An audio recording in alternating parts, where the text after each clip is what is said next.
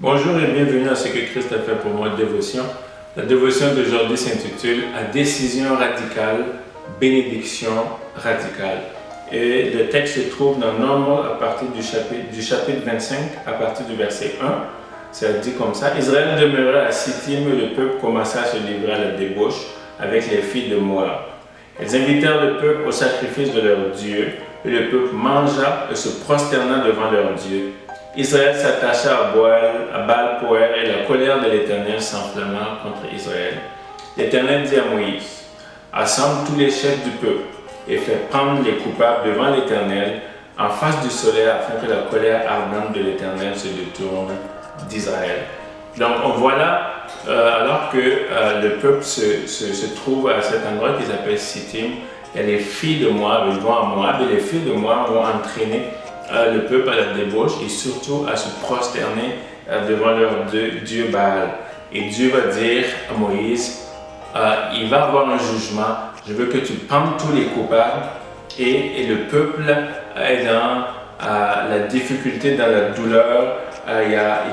Moïse va dire à chacun de tuer son voisin. Regardez à partir du verset 6. Alors que tout cela se passe, que les gens pleurent, un homme, et ça dit comme ça: « Et voici un homme des enfants d'Israël vint et amena vers ses frères une Madianite, sous les yeux de Moïse et sous les yeux de toute l'assemblée des enfants d'Israël, tandis qu'il pleurait à l'entrée de la tente d'assignation. À cette vue, Phiné, fils d'Éléazar, fils du sacrificateur Aaron, se leva du milieu de l'assemblée et prit une lance dans sa main. Il suivit l'homme d'Israël dans sa tente et il les perça tous les deux. L'homme d'Israël puis la femme par le ventre, et la plaie s'arrêta parmi les enfants d'Israël. Il y eut environ 24 000 qui moururent de la plaie. Je suis sûr qu'il y a plusieurs qui n'ont jamais lu ce texte-là, et ça dit que, alors que le peuple d'Israël est en train de pleurer, que les gens sont dans la douleur, il y a un homme qui fait fi de tout cela, qui fait fi de ce que l'Éternel a dit, qui amène, on le voit littéralement amener une femme sous les yeux de Moïse, des leaders des enfants d'Israël, dans sa tente. Et je ne vais pas vous expliquer pourquoi il les a amenés là, sûrement pour aussi de la débauche, pendant que les gens pleurent. Et la Bible veut dire qu'il y a un homme du nom de Phiné, fils d'Éléazar, fils du sacrificateur d'Aaron, qui se lève, qui enlève sa lance, qui va dans la tente et qui transperce l'homme et la femme ensemble par le bas du ventre. Et la Bible dit que la plaie s'arrête en ce moment-là. Il y a une décision, cet homme-là prend une décision littérale, une décision que plusieurs vont dire, mais c'est grave, c'est radical. Et oui, il a pris cette décision-là d'arrêter la plaie, de transpercer cet homme-là. Et voilà ce que Dieu dit par rapport à cet homme.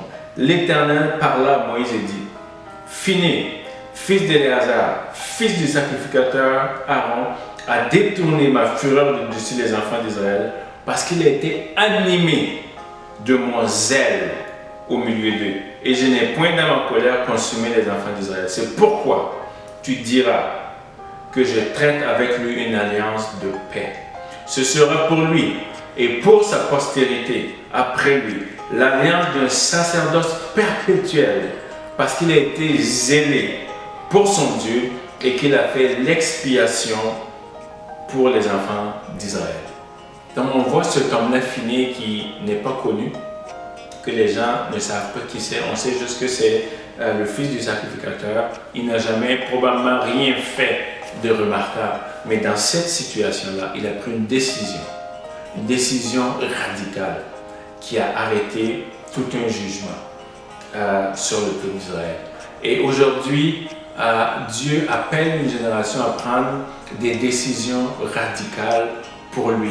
On n'est plus dans le cas de l'Ancien Testament où Dieu nous demande de tuer ou de pendre quelqu'un. C'est pas ça le cas aujourd'hui.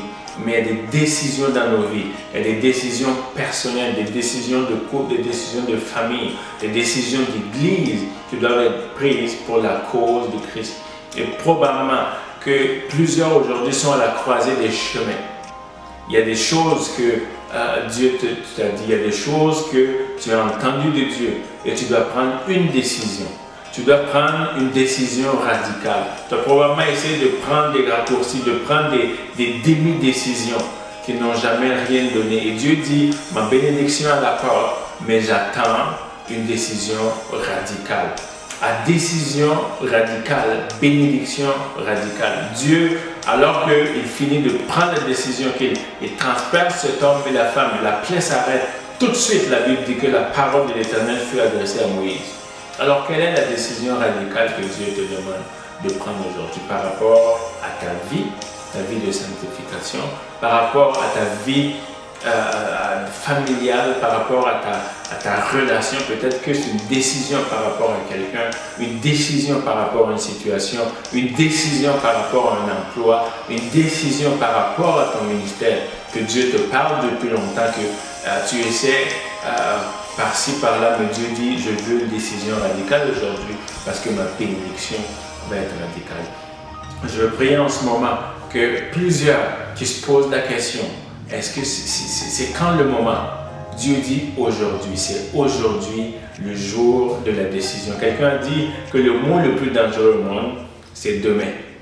Demain, je prendrai la décision. Demain, je ferai ci. Demain, on procrastine. Parce que la seule journée, le seul moment qu'on a, c'est aujourd'hui. Et Dieu demande qu'on prenne des décisions aujourd'hui pour lui. Alors je prie maintenant dans le nom de Jésus que la force du Saint-Esprit soit communiquée à plusieurs qui doivent prendre des décisions radicales aujourd'hui. Que Dieu même puisse les inspirer, les fortifier. Que leurs décisions radicales aujourd'hui amènent un ciel ouvert. Que leurs décisions radicales aujourd'hui amènent des bénédictions radicales pour leur vie. Soyez bénis, que la grâce et la paix de Dieu soient sur vous, au nom de Jésus. Amen.